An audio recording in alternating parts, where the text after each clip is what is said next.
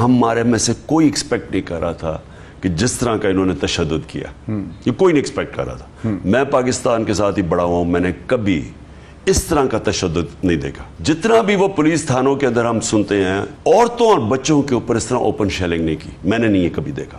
گھروں میں گھس کے عورتوں کو جو انہوں نے کیا، عورت آدمی نہیں تھے، عورتوں کو جو انہوں نے کیا، ڈرایا دھمکایا، یعنی ایسے ہوا کبھی نہیں. اور پھر جو فورس استعمال کی گئی، جس لیول کی انہوں نے موبلائزیشن کی کہ پتہ نہیں، ان کی 3 لانگ مارچز تھیں، ہم نے تو کبھی کسی کو نہیں روکا، لیکن جو کہ یہ ہم ایکسپیکٹ نہیں کر رہے تھے. اور میں یہ جو اگلا پاور شو کروں گا، یہ انشاءاللہ پلان کر کے پہلے تو ہم سپریم کورٹ سے پوری اجازت لیں گے کہ کیا ہمیں اجازت ہے اس ملک میں پرامن احتجاج کرنے کی، کہ ایک گورنمنٹ چوروں کے اوپر بیٹھ گئی ہے، کرپشن کیسز ختم کرا رہی ہے، باہر کی آپ کو ایویڈنس مل گئی ہے کہ انہوں نے ایک فورن کانسپریسی کی ایویڈنس آپ کے سامنے ہے، وہ مراسلہ یعنی وہ لیٹر آپ کے سامنے ہے.